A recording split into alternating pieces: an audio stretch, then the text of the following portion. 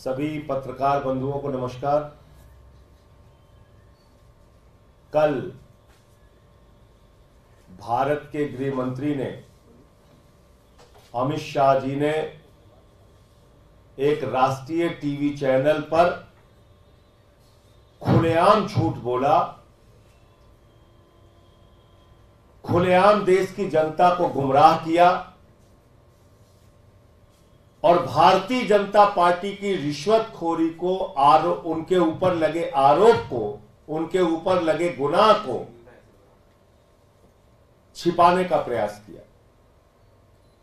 जिस बात के प्रमाणित तथ्य हैं, जिस बात की मनी ट्रेल है, जिस बात के सबूत पूरे देश और दुनिया के सामने आ गए हैं, उस बात को गृह मंत्री जी ने कल एक राष्ट्रीय टीवी चैनल पर नकारने का और तथ्यों को झुठलाने का काम किया। और मैं बिंदुवार करके आज देश के सामने पूरा सच लाना चाहता हूं। वो सच क्या है? ईडी के द्वारा जिस शरद रेड्डी को किंगपिन बताया गया शराब घोटाले का, ईडी के द्वारा जिस शरद रेड्डी को मुख्य घोटालेबाज बताया गया शराब घोटाले का, उस शरद रेड्डी के द्वारा 60 करोड़ रुपए की रिश्वत भारतीय जनता पार्टी को दी गई है और यह सीधे सीधे क्विड प्रो को का मामला है। उससे रिश्वत ली गई और उसको बचाया गया। कार्रवाई होनी चाहिए भारतीय जनता पार्टी के नेताओं के ऊपर, कार्रवाई होनी चाहिए बीजेपी के नेताओं के ऊपर, गिरफ्तारी उनकी होनी चाहिए। लेकिन गिरफ्तारी हो रही है अरविंद केजरीवाल की, मनीष सिसोदिया की। मुझे पकड़ के 6 महीने जेल में डाला, एक झूठा, एक बेबुनियाद केस। 500 रेड मारी गई ईडी के द्वारा और उसमें एक भी रुपए की बरामदगी न अरविंद केजरीवाल जी के घर, न मनीष सिसोदिया जी के घर। मैं अपने केस के बारे में बोल नहीं सकता। कोई संपत्ति नहीं मिली, कोई पैसा नहीं मिला, बावजूद इसके अरविंद केजरीवाल जी गिरफ्तार हो जाते हैं, मनीष सिसोदिया गिरफ्तार हो जाते हैं। सारी कार्रवाई आम आदमी पार्टी के नेताओं पर चलती है। और जब हम कहते हैं कि शरद रेड्डी ने कमल छाप दारू घोटाला जो भारतीय जनता पार्टी ने किया है, उस कमल छाप दारू घोटाले पे कार्रवाई कब होगी, तो उस पर कोई ना ईडी बोलती है, ना सीबीआई बोलती है, ना मोदी जी बोलते हैं, ना अमित शाह बोलते हैं, ना नड्डा जी बोलते हैं, ना ही एलजी साहब बोलते हैं। मैं पूछना चाहता हूं कि इस देश में दोहरा कानून चलेगा? आम आदमी पार्टी के लिए बिना सबूत के कार्रवाई और भारतीय जनता पार्टी के लिए खुलेआम सबूत के बाद कार्रवाई नहीं। यह तो अन्यायपूर्ण कार्रवाई है।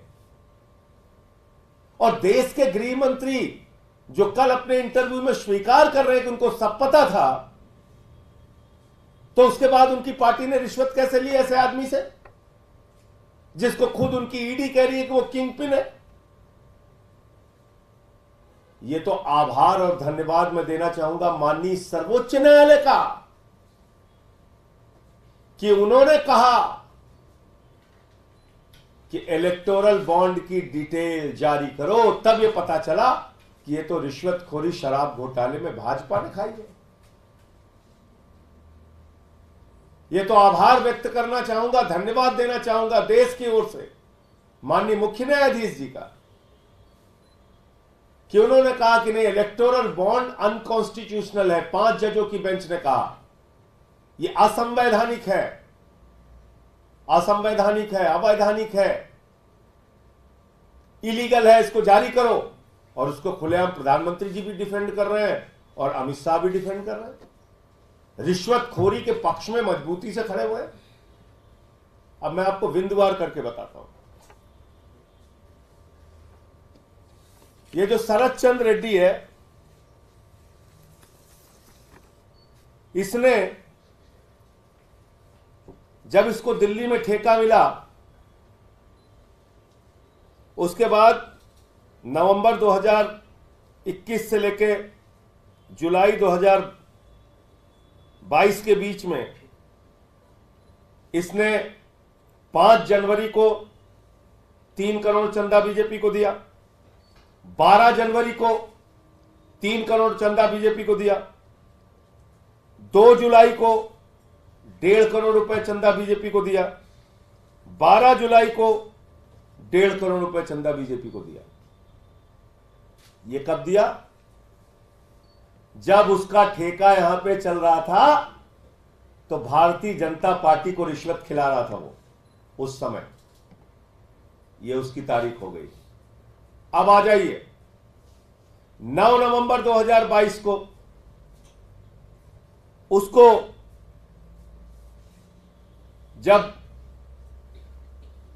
छापे हुए उसके घर पे, तो उसने कहा कि उसने किसी को रिश्वत नहीं दी है। ये उसका स्टेटमेंट है। 9 नवंबर 2022 को शरद रेड्डी कहता है उसने किसी को रिश्वत नहीं दी। 10 नवंबर 2022 को शरद रेड्डी अरेस्ट हो जाता है।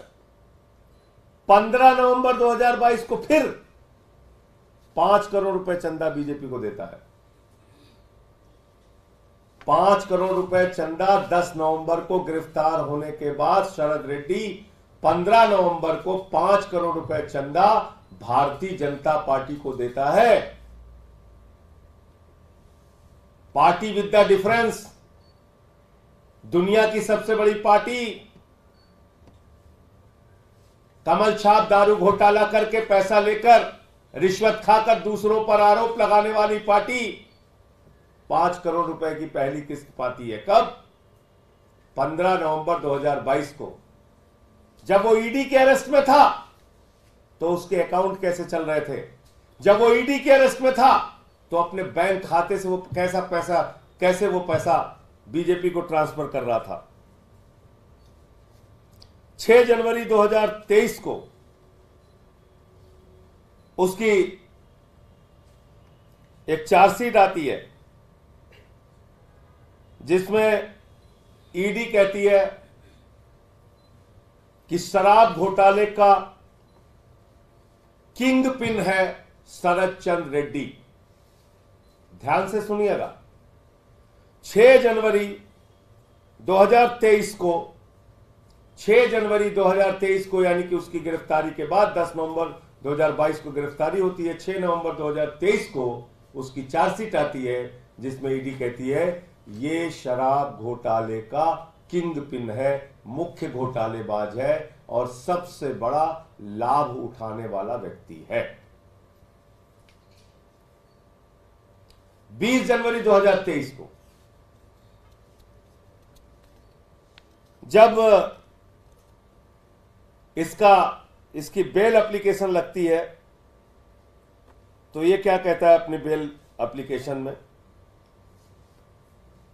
During the hearing of his bail application in Rouse Avenue court, Sharad Chandra Reddy accuses ED of putting undue pressure and using force on him and his employees to sign pre dictated statements.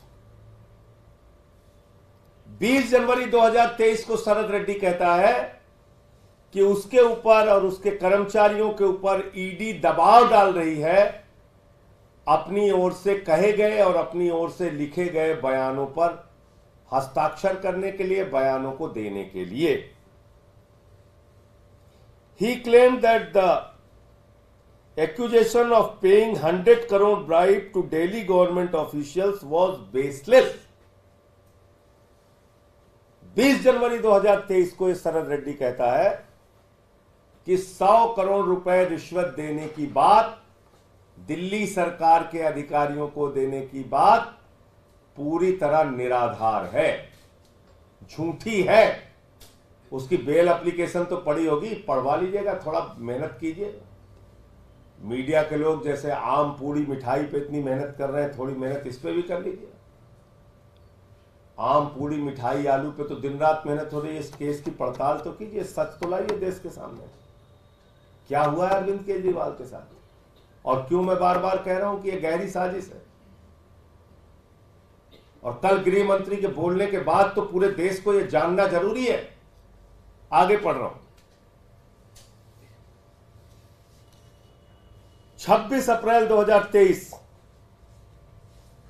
जब शरद चंद्र रेड्डी को 6 महीने हो जाते हैं, तब वो अचानक पलटी मारता है और 26 अप्रैल 2023 को वो बयान देता है कि 100 करोड़ रुपए की रिश्वत का कुछ हिस्सा, जिस बात को 20 जनवरी 2023 को इनकार कर रहा है, 26 अप्रैल 2023 को कह रहा है 100 करोड़ रुपए का रिश्वत का कुछ हिस्सा देने के लिए मैं एग्री किया था, मैंने सहमति दी थी। और इस बीच क्या होता है कि उसकी बेल जो है वो 20 जनवरी 2023 को रिजेक्ट हो जाती है ईडी के विरोध के बाद। जब वो मना करता है कि उसने कोई रिश्वत नहीं दी, तो ईडी उसके बेल का विरोध करती है और उसकी बेल लोअर कोर्ट से रिजेक्ट हो जाती है। अब 8 मई 2023 को यही शख्स हाई कोर्ट पहुंचता है और हाई कोर्ट में कहता है, 26 अप्रैल को सुन लीजिएगा, याद कीजिएगा, 26 अप्रैल 2023 को उसने कह दिया, हां कुछ हिस्सा हमने रिश्वत की देने की सहमति दी थी, 100 करोड़ की रिश्वत के कुछ हिस्से को हमने भी देने की सहमति की थी। 26 अप्रैल को यह कहता है और 8 मई 2023 को जब दिल्ली हाई कोर्ट में वो अपनी इंटरिम बेल फाइल करता है और कहता है, एक तरफ सत्येंद्र जैन की इंटरिम बेल फाइल होती है, उनकी सर्जरी करानी होती है, 26-28 किलो वजन कम हो जाता है, उसका जमकर ईडी विरोध करती है, आप सबको पता है। लेकिन इतनी बड़ी बीमारी इसको हो जाती है 8 मई 2023 को कि ईडी उसकी बीमारी के एप्लीकेशन का विरोध नहीं कर पाती। अब आप सुनिए कितनी बड़ी बीमारी हो गई इसको। 8 मई 2023 को अचानक उसको इतनी बड़ी बीमारी हो जाती है जिसकी बीमारी का ईडी विरोध नहीं करती, और वो बीमारी है कमर दर्द। कमर दर्द, आप लोग भी कभी जेल जाइएगा तो याद रखिएगा, कमर दर्द के नाम पे आपको बेल मिल सकती है। सर्जरी के नाम पे नहीं मिलेगी, लेकिन कमर दर्द के नाम पे मिल सकती है। कमर दर्द के नाम पे उसको बेल मिल जाती है। 8 मई को उसको बेल मिलती है 2023 में, और 2 जून 2023 को वो सरकारी गवाह बन जाता है। 2 जून 2023 को वो सरकारी गवाह बन जाता है और उसके बाद वो 50 करोड़ रुपए भारतीय जनता पार्टी को चंदा देता है। 50 करोड़ रुपए भारतीय जनता पार्टी को चंदा देता है। और कल गृह मंत्री जी पूरे देश के सामने झूठ बोल रहे हैं, एक राष्ट्रीय टीवी चैनल पे बैठकर कह रहे हैं, अरे भाई अगर उसने हमारी मध्य प्रदेश यूनिट को चंदा दिया है, अगर वो आरोपी था तो उसको चंदा नहीं देना चाहिए था। इस तरह की बातें। आप देश के गृह मंत्री हो, ईडी जांच करके चार्जशीट लगा रही है कि वो किंग पिन है, शराब का मुख्य घोटालेबाज है। उससे तो आपने रिश्वत ली, उसकी गिरफ्तारी के बाद आपकी पार्टी ने रिश्वत ली 55 करोड़ रुपए की। कितने लोगों की गिरफ्तारी हुई अब तक? कितने लोगों से पूछताछ हुई अब तक? हमारे नेताओं के घर से तो 1 रुपए बरामद नहीं हुआ, उनको तो पकड़ के जेल में डाल दिया आपने।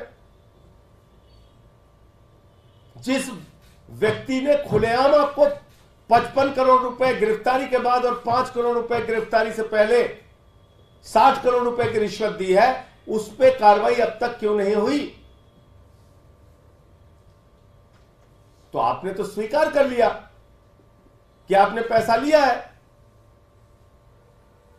मध्य प्रदेश यूनिट या बंगाल यूनिट या तमिलनाडु यूनिट किस यूनिट को पैसा मिला, ये तो जांच शुरू करोगे तब पता चलेगा ना, कैसे कैसे पैसा लिया, कहां से रूट होके आया। और आपको यह पता है कि मध्य प्रदेश यूनिट को मिला, इसका मतलब आपको पता था 55 करोड़ रुपए की रिश्वत आ रही। एक पार्टी को 55 करोड़ रुपए मिल गए, उसको पता ही नहीं चला। ऐसा रुपया बह रहा पानी की तरह,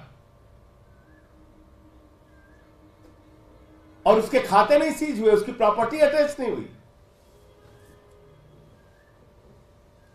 उसको पार्डन मिल जाता है, कोर्ट से माफी मिल जाती है।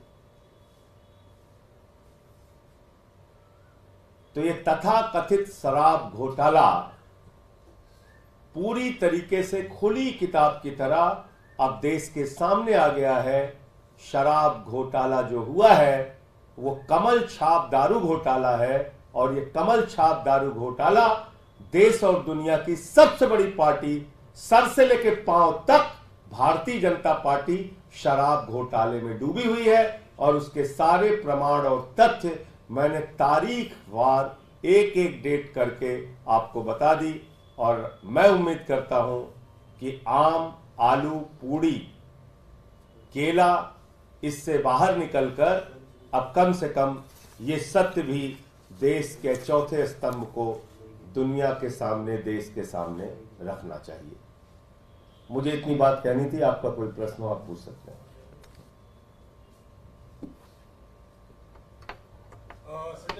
एक मैं चाहता था थोड़ा सा सुन लीजिए गृह मंत्री जी को। होता है कि क्या ऐसा प्रेशर पड़ा कि वो अप्रूवल बन गए, उसका सारी फंडिंग केवल बीजेपी को की। फंडिंग का इससे कोई लेन देन नहीं। ये बॉन्ड उनके मध्य प्रदेश यूनिट में, मेरे पास जो primary information Madhya Pradesh unit ने लिए हैं और रूटीन में भी है। ऑन द काउंटर रेट होना चाहिए, केस होने के बाद उनको नहीं देना चाहिए। उनको रिप्रीव मिल गई ना, उनको एक तरीके से बच गए वो, कि एक तरीके से डील हो गई। क्या डील हो गई? अप्रूवल बन गए। अप्रूवल बनने से तो गुनाह कबूल करना पड़ता है राहुल। कानून का स्टेटस आपको मालूम है। पहले जेल में थे, अब छूट गए। पहले छूट गए थे, बाद में अप्रूवल बने। डील हुई ना, इसलिए छूट नहीं, डील नहीं हुई है, पहले छूट गए थे वो तो। कब के? इसके 6 महीने बाद अप्रूवल बने सारे। पहली बात तो ये झूठ बोल रहे हैं, 6 महीने बाद अप्रूवल नहीं बने। जब उनको बेल हुई 8 मई को और 2 जून को वो अप्रूवल बने हैं, तो 6 महीने कहां हो गया भाई? 8 मई को तो वो छूट गए और 2 जून को वो अप्रूवल बने। और 2 जून को जब वो अप्रूवल बन गए, जब पूरे दुनिया को पता चल गया, और खुद गृह मंत्री कह रहे हैं कि अप्रूवल बनने का मतलब होता है गुनाह कबूल करना। सुन लिया आप लोगों ने? सुना आप लोगों ने ना? अभी गृह मंत्री क्या कह रहे हैं? अप्रूवल बनने का मतलब होता है गुनाह कबूल करना। तो 2 जून 2023 को तो अप्रूवल बन गए, गुनाह कबूल कर लिया उन्होंने। तब 8 नवंबर 2023 को आपने 50 करोड़ रुपए कैसे लिया? ये डिटेल है, इसको चेक कर लीजिएगा, इलेक्टोरल बॉन्ड की डिटेल। अगर उन्होंने गुनाह कबूल कर लिया, तो गृह मंत्री कह रहे हैं ना, मेरे मुंह से तो नहीं निकला, ये तो गृह मंत्री कह रहे हैं अप्रूवल बनने का मतलब होता है गुनाह कबूल करना। आपको कानून नहीं पता, पत्रकार को कह रहे हैं आपको कानून नहीं पता, अप्रूवल बनने का मतलब होता है गुनाह कबूल करना। तो जिस व्यक्ति ने गुनाह कबूल कर लिया 2 जून 2023 को, उससे आपने 8 नवंबर 2023 को 50 करोड़ रुपए कैसे ले लिए भाई? तो अब तो आपसे जरूर पूछताछ होनी चाहिए, क्योंकि ये पैसा तो आपने तब लिया जब उसने गुनाह कबूल कर लिया। और ये खुद आप कह रहे हैं, मैं नहीं कह रहा।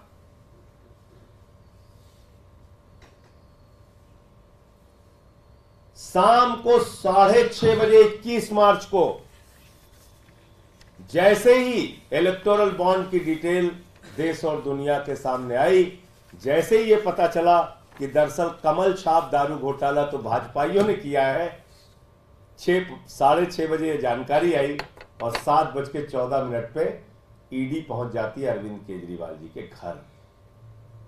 ये है पूरी गहरी साजिश। ये मैं आपको बताने की कोशिश कर रहा हूं कि जैसे ही शराब घोटाले का खुलासा होता है कि शराब घोटाला दरअसल भाजपा ने किया है, शाम को 6:30 बजे पता चलता है।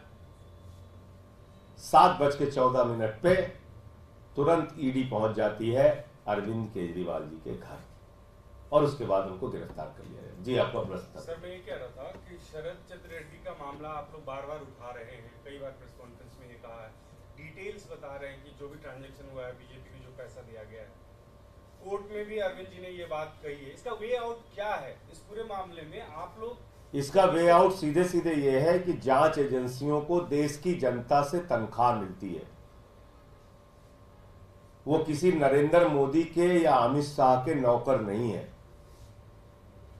वो देश की जनता के टैक्स के पैसे से तनख्वाह पाते हैं और उनकी जिम्मेदारी है कि जो कार्यभार उनके पास है उसको वो ईमानदारी से पूरा करें। तो ईडी और सीबीआई को इस पे कार्रवाई करनी चाहिए और देश की जो सरकार है, जो भ्रष्टाचार के खिलाफ लड़ने का दावा करती है और भ्रष्टाचारियों को अपने साथ शामिल करती है और खुद भ्रष्टाचार करती है प्रधानमंत्री नरेंद्र मोदी जी के नेतृत्व में, तो उस सरकार को भी कार्रवाई करनी चाहिए। एलजी साहब रोज बोलते हैं, एलजी साहब को भी चिट्ठी लिखनी चाहिए इस पे ईडी सीबीआई की जांच हो। आखिर एक पार्टी को मनी ट्रेल मिल गया, खुलेआम रिश्वत उसको मिली है, 60 करोड़ रुपए की रिश्वत उसने शरद चंद्र रेड्डी से ली है। उनके किसी नेता से अब तक पूछताछ नहीं हुई, उनके खिलाफ कोई एफआईआर अब तक नहीं हुई। तो इसमें वे आउट क्या है? इसमें तो सीधे सीधे ईडी सीबीआई को कार्रवाई करनी चाहिए। एक केस में जहां आपको कुछ नहीं मिला, वहां हमारे मुख्यमंत्री, उप मुख्यमंत्री, सबको आपने अंदर कर दिया, और एक केस में जहां सीधा प्रमाण है वहां आप गजनी मोड में हैं। आप कह रहे हैं हम तो भूल गए सब कुछ। तो ये कैसे चलेगा? और आपका कोई प्रश्न? अब एक प्रश्न जो कल का मैंने बताया था, फिर आपको दोहरा दे रहा हूं।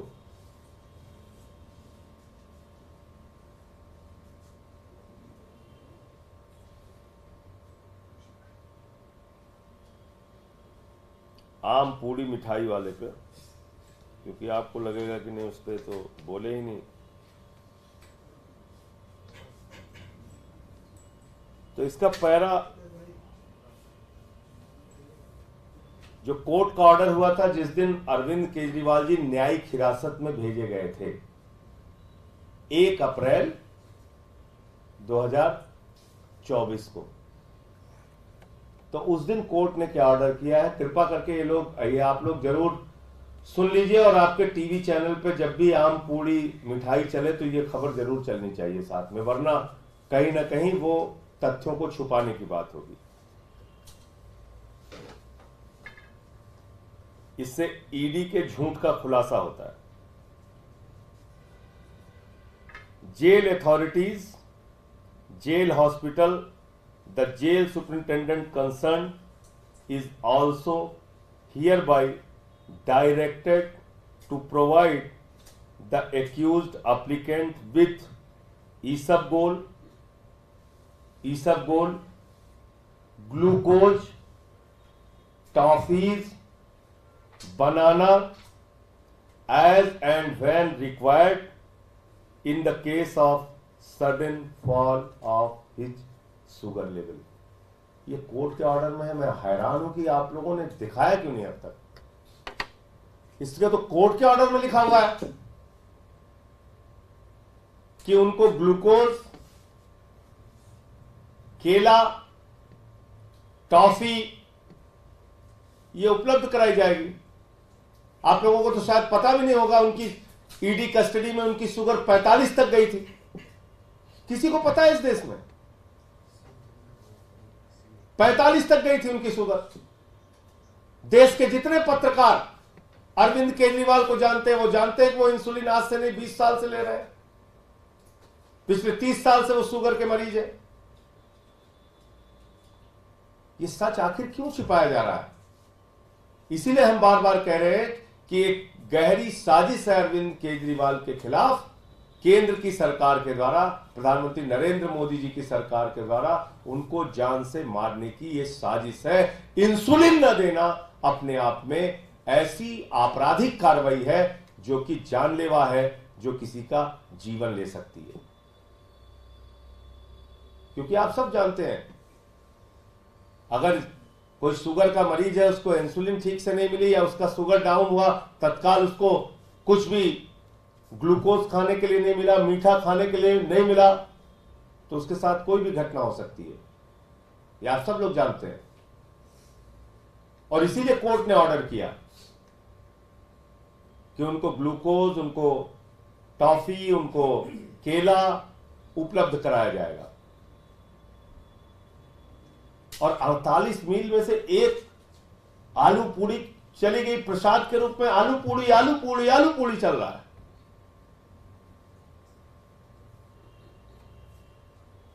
हद है। मतलब मैं तो हैरान था इनकी साजिशों को देख के कि एम्स का डाइट चार्ट लेके आ गए। बताइए आप, आपने दुनिया में कभी सुना है कि किसी मरीज को दिखाए बगैर उसकी डाइट लिख दी जाए? सुना है कभी आपने? वो भी एम्स जैसा अस्पताल।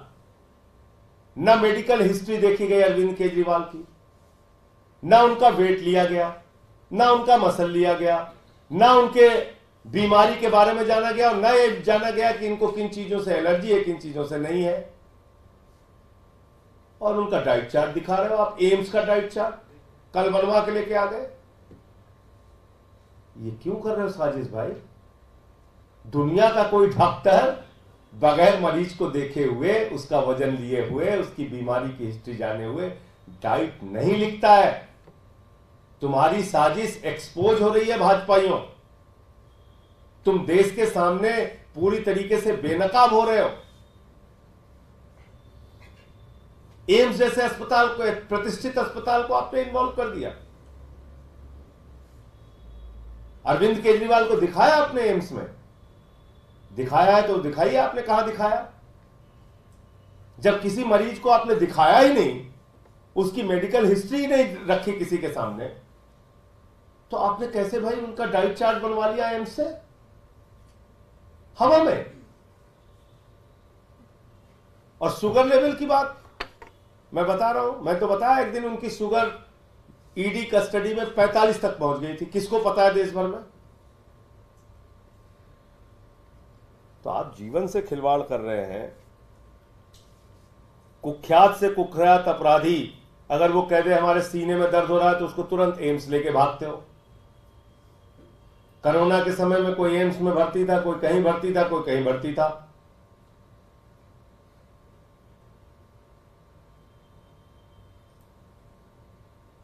मैं आपको शुगर लेवल बताता हूं अरविंद केजरीवाल का।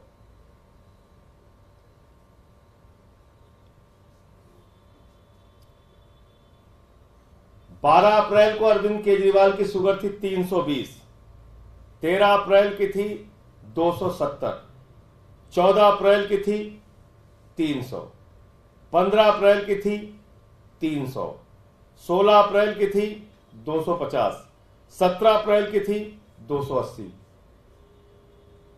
ये उनका शुगर लेवल है। तो आप मुझे बताइए कि ऐसी स्थिति में एक आदमी जो 20, 25 साल, 30 साल से शुगर का मरीज है, जिसको इंसुलिन लेनी पड़ती है, 54 यूनिट इंसुलिन लेनी पड़ती थी 24 घंटे में, उसको आप इंसुलिन नहीं दे रहे हो। तो मुझे ये बात कहनी थी। सर, जेल प्रशासन के थ्रू जो जानकारी मिली है और कोर्ट में ईडी के द्वारा जो दस्तावेज दिया गया है, उसमें जो रीडिंग है शुगर की और आप लोग जो बता रहे हैं, इन दोनों में बहुत अंतर है। कोर्ट के द्वारा, ईडी के द्वारा जो दिया गया उसमें मैक्सिमम एक बार 280 है और आप लोग 300 से ऊपर कई बार बता रहे हैं। ये डेटा कहां से आया? आपको पता है कि अरविंद केजरीवाल के पास ग्लूकोमीटर है, मेरे पास भी था, कोर्ट ने परमिशन दिया था, और उस ग्लूकोमीटर से किसी भी समय आप शुगर चेक कर सकते हैं। सो के उठने से लेकर रात के सोने तक तुरंत आपको रीडिंग बताएगा, पूरी हिस्ट्री उसकी आपको मिल जाएगी। इसलिए जो हम आपके सामने पढ़ रहे हैं वो 100% सही है। और बताइए आप। सर, आज कोर्ट में सीबीआई ने ये कहा कि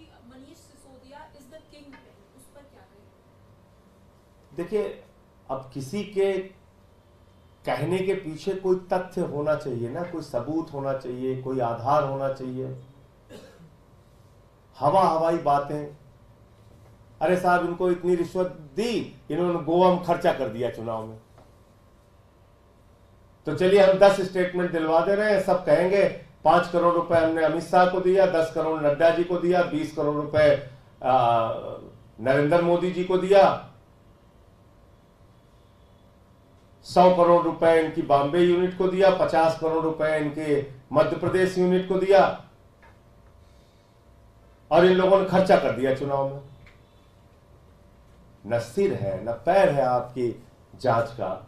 लोगों के स्टेटमेंट ले लेके, दबाव बना बना के स्टेटमेंट ले लेके, वही आदमी कोर्ट में कह रहा है हम पे दबाव बनाया जा रहा है, फिर वही आदमी आपके दबाव में बयान दे रहा है, फिर उसी बयान के आधार पे ना आपको कोई तथ्य मिल रहा है, ना प्रमाण मिल रहा है, ना 1 रुपए की बरामदगी हो रही है, ना कोई संपत्ति मिल रही है, उठा के आपने पकड़ के जेल में डाल दिया। और हमको क्या कहा था, वो तो किंग पिन है। आप बोलिए, मैं नहीं बोलूंगा, मुझे मना किया कोर्ट ने। आप बताइए मुझे क्या बोला था, पढ़ लीजिएगा कि मुझे भी क्या बोला था। मुझे तो रोका हुआ है कोर्ट ने, इसलिए मैं नहीं बोल सकता। तो इसलिए ये किसको क्या बोल दे और बाद में उससे संबंधित कोई प्रमाण नहीं दे पाते। सर एक सवाल जो प्रथम चरण का चुनाव हुआ है उसको लेके है कि वोटिंग परसेंटेज कम हुआ है, उसको किस हिसाब से? नहीं, कुछ स्टेट में बहुत ज्यादा हुई है वोटिंग परसेंटेज, तमिलनाडु में ज्यादा हुई है, बंगाल में भी अच्छी वोटिंग परसेंटेज है। तो अब मुझे तो लग रहा है जहां इन लोगों का गढ़ तथा कथित अपने आप को कहते हैं वही वोटिंग परसेंटेज डाउन हुई है, वहां के वोटर्स में उत्साह कम दिखा है। तो ये किस ओर परिणाम संकेत दे रहे हैं आप समझ सकते हैं। और इसमें मुझे लगता है कि कल जो हुआ है पहला चरण, उसमें इंडिया गठबंधन की एक तरफा जीत होगी जब परिणाम आएगा, एक तरफा।